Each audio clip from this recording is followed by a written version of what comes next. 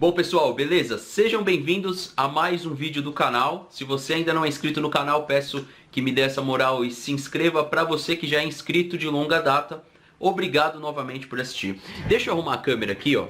E hoje é um vídeo um pouquinho diferente. Vou acender a luz aqui também para ficar um pouquinho melhor aí, a iluminação, beleza? É um vídeo um pouquinho diferente hoje, que normalmente eu não tô acostumado a fazer esse tipo de vídeo, porém eu recebi um convite. E em tempos difíceis aqui no YouTube, os criadores de conteúdo têm se juntado, se unido, mesmo que não sejam dos mesmos times, né? Então gravei com o Barolo essa semana para o canal Futebol da Galera. Gravei agora mais uma live, participei, fiz uma pequena participação na live do Gabriel do Paparazzo Rubro-Negro, na qual o convidado era Mauro César. E eu queria mais uma vez reforçar uma coisa aqui para vocês. Quanto ao Mauro César em si, qual que é a minha... O que eu não consigo muitas vezes concordar com o Mauro César? É com a visão futebolística. O que eu não tolero? O conteúdo Nicola. Eu vou deixar isso bem claro aqui mais uma vez. O cara que tem uma opinião grotesca, tipo o Neto, que tem uma opinião maluca, a gente discorda dele. Agora o cara que, né, coloca coisas na qual a gente nem sabe de onde ele tira, esse é o grande problema, no meu ponto de vista, tá? Participando da live, veja só, o que o Mauro César deixou nas entrelinhas? Eu fiz duas perguntas. Uma que envolve sócio e torcedor, e para você entender ela, você tem que assistir a live, não tem jeito. Porque eles estavam tratando de assuntos que a gente fala todos os dias do Não Importa o Que Digam. Seja eu, o Versucci, seja o Josino, o Flávio, todo o pessoal do Não Importa o Que Digam fala disso. A Andressa já falou, a Gabi, todo mundo que participa lá fala disso. Felipe, todo mundo, sem exceção. Até o Paulo já falou também, o próprio Gé Araújo. Todo mundo tem uma opinião unânime de que o Palmeiras precisa repensar sócio-torcedor, precisa repensar um monte de coisa, tá? O momento que se quica neste momento aqui do futebol é um momento de reflexão. Ou você vai ter que ter essa reflexão, ou alguém vai pagar essa conta. Seja clube, patrocinador, torcedor, alguém vai pagar essa conta. Alguém pagará a conta. Então foram duas perguntas, uma a respeito de sócio-torcedor, mas a mais importante foi a respeito do que falta para o Palmeiras, que falta de fato para o Palmeiras brigar por título ou brigar de igual para igual com o Flamengo. Porque o que aconteceu foi o seguinte, aí entra o meu ponto de vista. 2015, 2016, 17, 18 sobramos. 2019 o Flamengo sobrou. Isso é um fato. Então assim, no saldo me parece bem positivo para o Palmeiras. No entanto, como que vai ficar nessa temporada se as coisas voltarem? A pergunta foi essa. E aí, lógico, que eu perguntei, é lado técnico? E ele, com certeza, tem as diferenças com o Luxemburgo e não tremeu na base. Respondeu a respeito do Luxemburgo como já era esperado. E a grande questão, ele confirma uma coisa que nós falamos. Ou seja, a mídia palmeirense fala uma coisa, num todo, não estou colocando realmente generalizando, mas a grande maioria da mídia coloca que a gente não entende as escalações do Palmeiras, a gente não entende as coisas como funcionam. E ele trouxe uma visão diferente. Ele trouxe uma visão de que o Sampaoli não fechou com o Palmeiras e começou a pedir, porque ele percebeu que não haveria respaldo. E é esse o ponto do vídeo. Eu quero saber a sua opinião pós Mauro César aí, depois que ele falar. Você acha que falta respaldo para o Palmeiras? Porque a gente sabe que sai treinador, entra treinador e existem algumas cadeiras cativas nesse elenco. E existem alguns jogadores pagando por isso. Então, esse vídeo é um vídeo um pouco diferente, que traz uma visão do lado de lá, ou seja, vocês viram muitas vezes aqui eu falando do Flamengo, mas muitas vezes você não viu o lado de lá falar do nosso lado. E prestem atenção, a opinião do lado de lá é parecida com a nossa. Eu queria saber a sua. Depois desse vídeo, comenta aqui embaixo, sinaliza esse conteúdo com like, compartilha para um amigo palmeirense para ele comentar aqui também qual que é a opinião dele. Então fala aí, Mauro César, live disponível lá no canal Paparazzo Rubro-Negro, link aqui na descrição desse vídeo. Como é que é o Fernando, como é que é lá o programa sócio-torcedor, aí o programa sócio-torcedor do Palmeiras? Eu fiz algumas anotações, acompanhei a live por um todo. Um abraço para o Felipe, para o Venê, para o Mauro, para o Gabriel, para o pessoal do chat. Obrigadão pelo espaço novamente. E isso entra muito no tal gasto essencial. Eu queria fazer duas perguntas rápidas, Mauro. Primeira questão desse gasto essencial, que no caso do Palmeiras perdeu 50 mil sócios torcedores. Então, isso muito decorrente da última temporada. E aí, até a própria televisão, Mauro. Como que você falou que empresas como a Adidas parece que não se prepararam para esse momento? Será que tudo que envolve o futebol está preparado para esse momento que a gente está passando? E aí eu coloco televisão e transmissões, produto pay, o próprio sócio torcedor e os clubes como um todo. porque a gente sabe que o Flamengo tem uma situação mais confortável e o Palmeiras também, mas a realidade é bem diferente disso. A segunda é na questão de rivalizar mesmo. Palmeiras e Flamengo.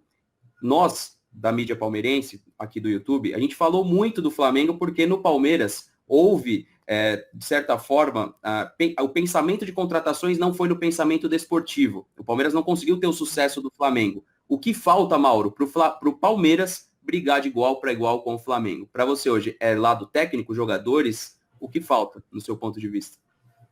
Vamos lá. Eu acho, Fernando, que primeiro, assim, acho que ninguém está preparado para essa situação, né?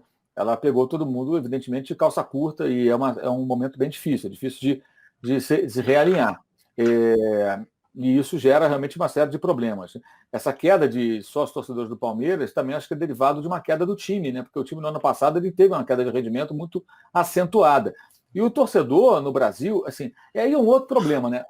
Assim, você está vendo que está cheio de cachecóis aqui, times argentinos, está aqui o Racing e tal, evidentemente em destaque. Eu tenho que ficar montando um cenário aqui, mudando de vez em quando, que eu fico agora entrando na ESPN daqui, né, desse cantinho. Então eu vou lá e mudo. Outro dia tinha outros cachecóis, agora tinha esse, amanhã eu boto outro, e vamos tentando diversificar. Mas, por exemplo, quem conhece um pouquinho do futebol na Argentina, no Uruguai também, sabe como eles lidam com seus clubes. Lá é a paixão incondicional. É o meu clube e foda-se o resto.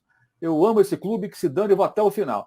Então, se você chegar para o argentino e falar assim, porra, seu time tá ruim, não sei o quê, ele fala, dane-se, cara, é o meu time, é a minha paixão, é o maior do mundo. Uma vez eu estava em Buenos Aires, na minha maratona anual de jogos, que aliás era para acontecer semana que vem e vai ser adiada por um tempo, né? Foi adiada por um tempo, e peguei um táxi, o motorista ele era um senhor já, de uns quase 70 anos, e ele torcia pelo Chacarita Júnior, tinha lá o símbolozinho do Chaca pendurado no espelho retrovisor, puxei assunto com ele, o time estava sendo rebaixado naquele momento, hoje está na segunda divisão, Funebreiro, e ele virou e começou a falar do time dele com uma paixão. Eu achei aquilo tão bonito, cara. Falei, pô, ele estava cagando e andando, cara, por momento. Ele estava meio puto porque o time estava muito ruim. Mas o orgulho dele por ser torcedor daquele time era muito superior a qualquer outra coisa. O brasileiro é diferente. O brasileiro, em geral, salvo exceções, ele é capaz, sim, de qualquer time, tá? Não tem essa, a torcida A é melhor. Não é. É tudo igual. Seu time tá ruim. Esse cara nem tô acompanhando essa merda. O cara, quem não conhece alguém que fale isso? É normal. O brasileiro tem uma relação diferente com o seu time. Então, no ambiente desse, a coisa é muito vinculada a resultado. O sócio-torcedor é isso. Quantos caras se associaram ao Palmeiras, ao Flamengo e a outros clubes em boas fases para poder comprar ingresso e frequentar o Allianz Parque ou o Maracanã? Muitos.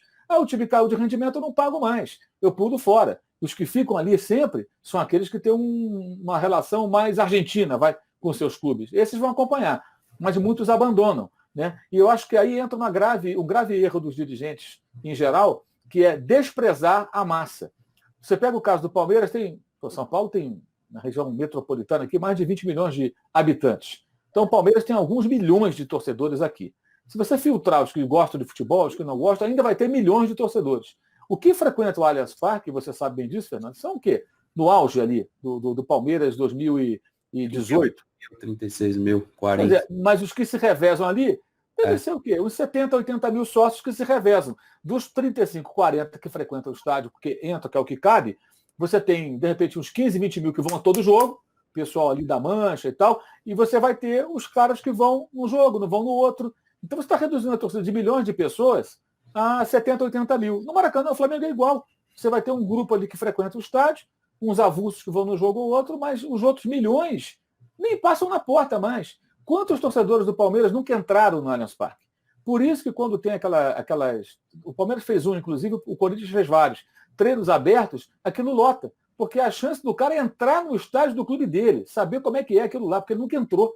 Então isso é muito grave, sabe? E os dirigentes não olham para isso. Aí quando chega nesse momento, eles percebem a queda, porque esse torcedor ele não tem uma relação diferente com o clube, e eles param de pagar pura e simplesmente. É claro que alguns não estão pagando porque não estão tendo condições, mas muitos param de pagar porque o time caiu de rendimento. Depois eles querem voltar quando o time está numa boa. Por isso que eu acho que nesse contexto é legal que o Palmeiras tem, o Corinthians também tem, o Flamengo não tem, que é privilegiar quem é assíduo. O cara que frequenta o estádio, ele tem preferência na compra do ingresso. Sobre a queda do Palmeiras, eu acho que o Palmeiras ele investiu muitos jogadores pensando no futuro, né? Muitos jogadores que não eram ainda prontos, aptos, passou um pouco do ponto. Né? Então você pega Johan, você pega lá Rafael Veiga, Você pega antes um pouco o Eric, que foi emprestado ao Botafogo depois, e esses caras não decolaram, esses caras não andaram, e custaram dinheiro. O Eric custou acho que 14 milhões na época, e o Flamengo fez nessa gestão, não na anterior, a anterior foi um horror, a péssima gestão anterior do futebol especificamente. Eles foram em tiros mais certeiros, né? Jogadores mais prontos, né? E com muito poder de decisão, que era o grande problema do Flamengo antes, né? O time era miliso, como diz o meu amigo André Rocha, o time que ficava com a bola, não fazia nada, machucava ninguém, porque não tinha jogadores decisivos. Hoje tem vários jogadores com esse perfil. E acho também que o Palmeiras errou demais na contratação do técnico. Eu acho que o Luxemburgo é um técnico que já passou e não conseguia até hoje engolir essa história de que o Sampaoli pediu demais e não houve acordo. Acho que alguma coisa tem aí. Não é possível que o Atlético Mineiro consiga, na situação que está, mesmo com o apoio de A ou B, contratar o Sampaoli e o Palmeiras não conseguiu contratar o Sampaoli. Sabe? O que houve nessa negociação? E a gente só tem um lado, que é o lado que vazou ali do Palmeiras, que ele pediu muito dinheiro. Eu conversei com uma pessoa próxima ao Sampaoli, há um mês mais ou menos, e o cara me falou o seguinte, que o Sampaoli não se empolgou porque o Palmeiras só quer ganhar. Foi o que ele falou. Ou seja, eu entendi pela conversa o seguinte, não se apresentou a ele um projeto esportivo que o convencesse. E aí eu imagino que ele entrou no modo Balotelli, né, que eu citei há pouco. Você começa a pedir grana, que é para rejeitar mesmo, não ter acordo e ir embora. De alguma forma o Atlético o seduziu, o convenceu. Esses técnicos, como o Kudê, ex-Racing, que está agora no Inter, esses caras, o próprio Jesus, quando veio para o Flamengo, esses caras não vão atrás só do dinheiro, gente. Porque esses caras ganham bem, já têm a vida feita e tem mercado. Eles querem um bom salário, um ótimo salário e condições. Gente que mostra para eles, aqui nós vamos ser fortes e vamos ganhar. Interessa ao Sampaoli fracassar? Não. Interessa ao Jesus fracassar? Também não. É a mesma coisa o Eduardo Kudê, que está no Inter. Então o cara fica onde ele está. Então acho que aí tem uma história que não ficou muito clara ainda do porquê do Palmeiras não conseguir contratar um técnico que estava aí dando sopa, que o Flamengo errou no ano passado de não contratar, quando foi buscar o Abel, e o Palmeiras errou esse ano. Sorte do Atlético, fora a questão financeira, que aí eu não sei se o Atlético vai conseguir se virar com isso, que aí é uma outra conversa.